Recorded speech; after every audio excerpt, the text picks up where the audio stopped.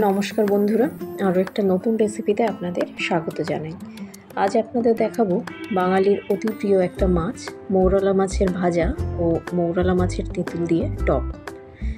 অনেকেই মৌরলা মাছের ভাজা ও টক রান্না করেন, কিন্তু আমি কিভাবে করি সেটাই আজ আপনাদের সাথে শেয়ার করব। আমি এখানে 200 গ্রাম মৌরলা মাছ নুন হলুদ দিয়ে মেখে রেখেছি, আর 1 বাটি জলে 1 চামচ তেঁতুল, সামান্য নুন ও 1 চামচ চিনি দিয়ে ভিজিয়ে রেখেছি। এটা রান্না করার জন্য যে মশলাগুলো লাগবে সেগুলো হলো 1টা কাঁচা লঙ্কা, 1টা শুকনো লঙ্কা, 1/2 চামচ গোটা কালো সর্ষে, 1/2 চামচ আদা ও সামান্য পেঁয়াজ কুচি। কড়াইতে তেল গরম হয়ে গেছে, এবারে আস্তে আস্তে সব মাছগুলো ভেজে নেব।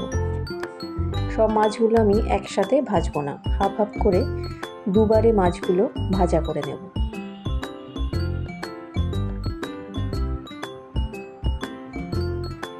সব মাছগুলো আমার খুব ভালোভাবে ভাজা হয়ে গেছে। মৌরলা মাছের ভাজা খেতে খুবই ভালো লাগে, কিন্তু এই ভাজা মাছকে আরও মুখরোচক করার জন্য কড়াইতে সামান্য তেল দিয়ে প্রথমে একটা শুকনো লঙ্কা কেটে দিলাম, তারপর একটু পেঁয়াজ কুচি, কাঁচা লঙ্কা কুচি ও রসুন কুচি দিয়ে ভাজা ভাজা হলে কিছুটা ভেজে রাখা মৌরলা মাছ দিয়ে দেব।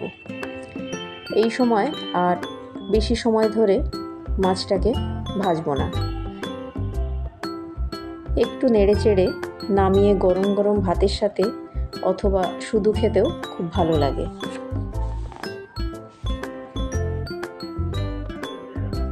মাছ ভাজার পরে কড়াইতে যে তেল ছিল সেই তেলে প্রথমে একটা শুকনো লঙ্কা, একটু ভাজা ভাজা হলে গোটা সর্ষে দিয়ে দিলাম,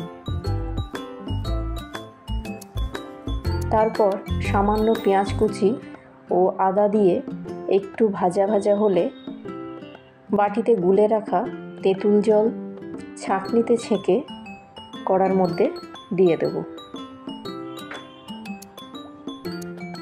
পরে আরও একটু জল দিলাম।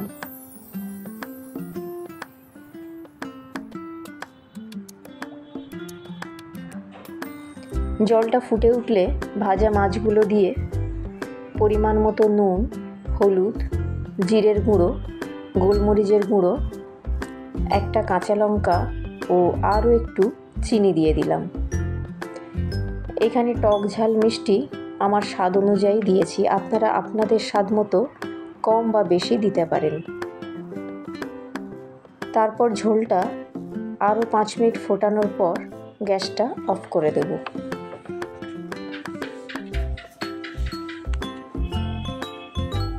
আজকের এই মৌরলা মাছের ভাজা ও টক কেমন লাগলো অবশ্যই কমেন্ট করে জানাবেন।